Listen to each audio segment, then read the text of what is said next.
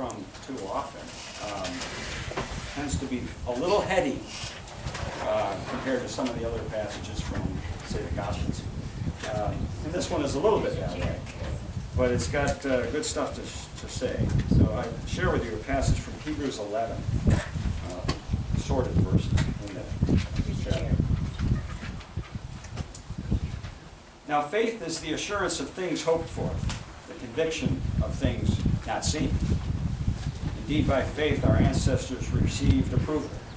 By faith we understand the worlds were prepared by the Word of God, so that what is seen was made from things that were not visible. By faith Abraham obeyed when he was called to set out for a place that he was to receive as an inheritance, and he set out, not knowing where he was going. By faith he stayed for a long time in the land he'd been promised, as in a foreign land, living in tents, as did Isaac and Jacob, who were heirs with him of the same promise. For he looked forward to the city that has foundations, whose architect and builder is God. By faith Abraham received power of procreation, even though he was too old, and Sarah herself was barren, because he considered God faithful, who had promised. Therefore from one person, and this one as good as dead, descendants were born, as many as the stars of heaven and as the innumerable grains of sand by the seashore. All of these died in faith without having received the promises, but from a distance they saw and greeted them. They confessed that they were strangers and foreigners on the earth. The people who speak in this way make it clear that they're seeking a homeland. If they'd been thinking of the land that they'd left behind, they would have had the opportunity to return. Because as it is, they desired a better country, that is, a heavenly one. Therefore God is not ashamed to be called their God. Indeed, God has prepared a city for them. So ends the reading of God's word. Thanks be to God. As I always do, I got to take a drink. Before I read. I yell at you. Yeah. I had that happen once drinking beer. Oh, yes. Ever after I've checked. Yeah.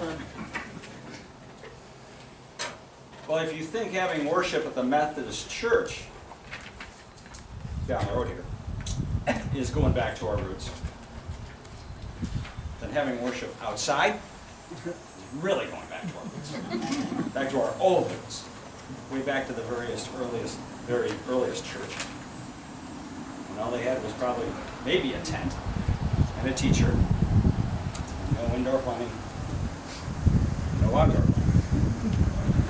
By comparison, here at Levi Corser Park, we're living pretty posh with running water, electricity, and even snow plowing around this track, if worship happens to go real long today. The writer of the letter to the Hebrews was deliberately taking us back to our roots, way back, rooting us in the history of God's faithfulness that went as far back, at least as far back as Sarah and Abraham.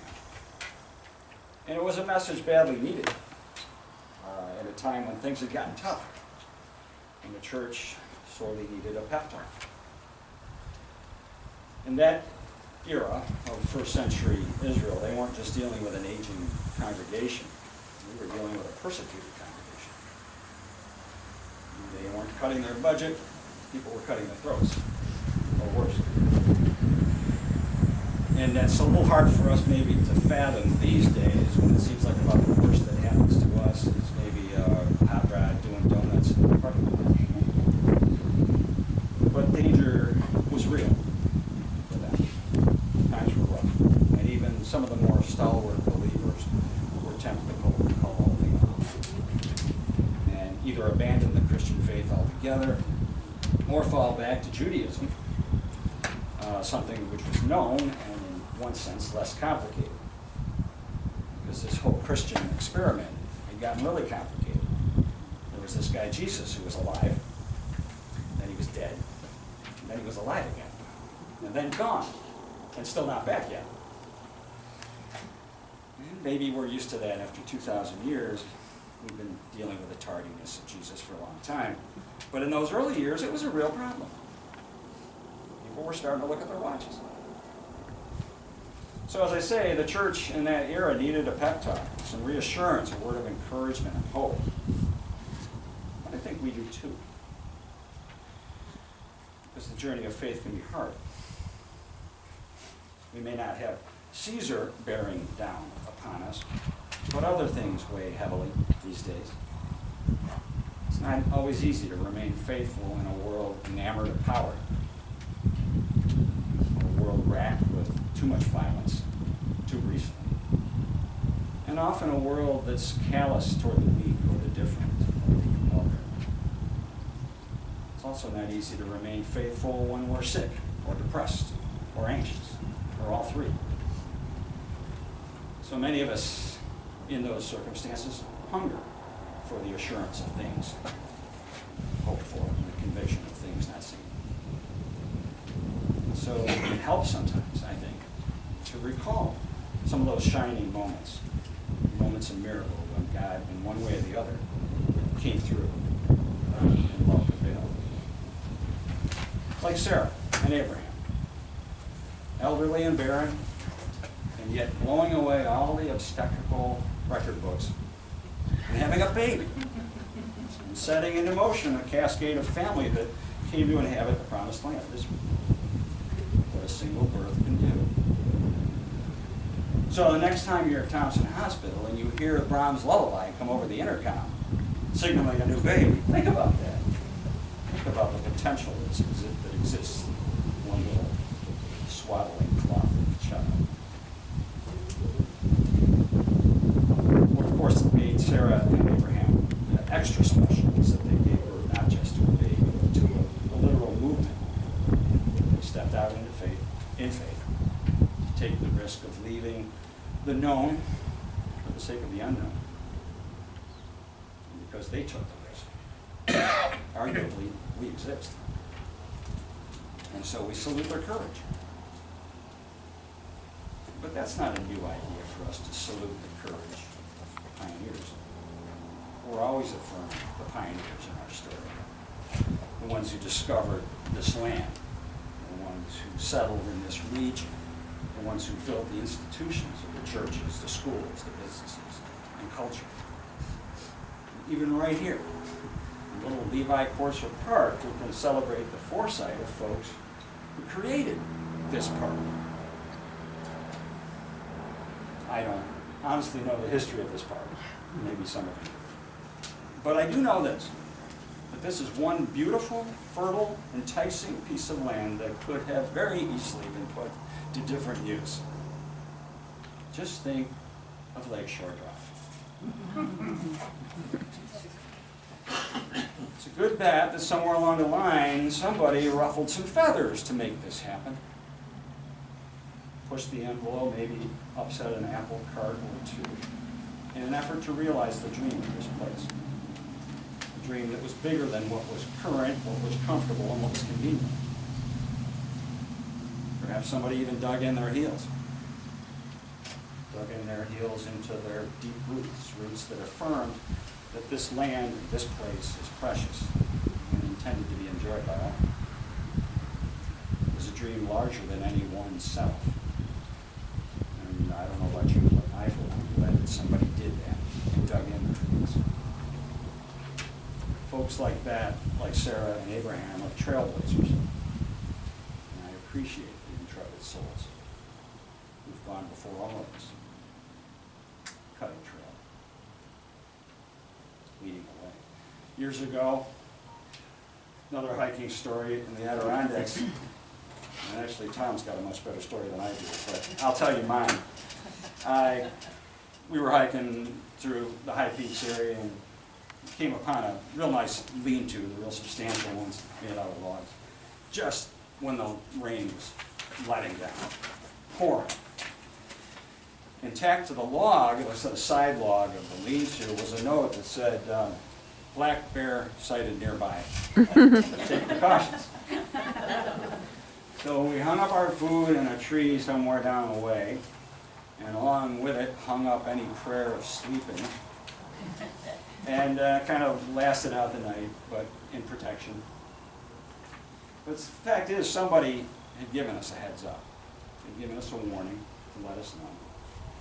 Someone else on the journey, and even in our sleeplessness, we appreciate it. We need that on any journey. We need the assurance that we're not alone. That we stand maybe within a larger story, maybe within a larger miracle. A story that was in full swing before we ever entered the scene. A story that will continue long after we exit stage right. But it's also a chapter in any given life. We contribute our chapter to the story. We put our unique spin upon it. Maybe if you want to draw from Abraham and Sarah, we bring our unique births into it. We are, after all, carrying a precious cargo.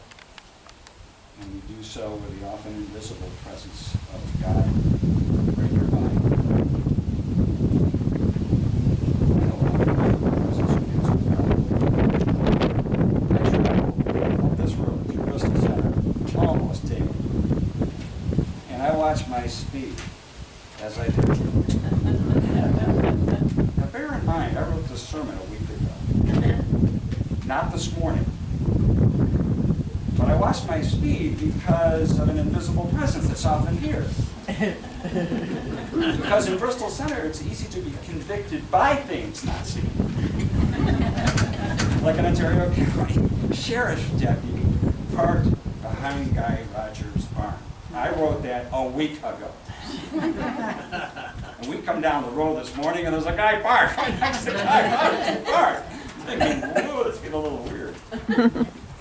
And I don't want to compare God to a speed trap. I don't mean that. But the sense in which that invisible presence there is at all times, especially when we don't think it's there. Guiding, overseeing, empowering our efforts. When we can't see. One and the same God who enabled the miracles of the past empowers us now and will offer that same power to those yet to come. And I think we need to coax that future to be cultivated. Believe it. Because I want to tell you something, we're being watched. Not by aliens, but by the youngins. Generation coming behind us. And I think it's important to ask ourselves too, what are we transmitting? What are we passing along? What bold steps do they see us taking? What ways do they see us bringing God's love alive in the world, offering compassion and justice and well-being to others? How do they see us treating each other? Do they see hostility or do they see hospitality? How do they see us treating the earth? Do they see us leaving them a trash heap or a treasure? Happily, many of us have been inspired by those who have come before us. How might we inspire those coming along behind us? The writer Madeleine L'Engle wrote this. She said, some things have to be believed to be seen. Dream first, then build. Now, Sarah and Abraham could have stayed home, sitting in their living room waiting for TV to be invented. But they didn't. They ventured forth with a new promise. We can too. What are the bold new steps that our church is being invited into? How can we transmit that precious cargo of our faith story to those coming along? Ideas are being hatched. You can bet on it. Right here this morning, the cabinet, as a matter of fact, somewhere, and more will be. Dreams are alive and well in this church. Do we dare? Do we dare work them into reality? May not be exactly the way it was. It doesn't mean it isn't going to be holy, embraced, and very good. So we need to keep our eyes peeled for those dreams, as much as we keep our eyes peeled for that sheriff's deputy. Because God is alive and present and active and powerful and leading, but willing to follow.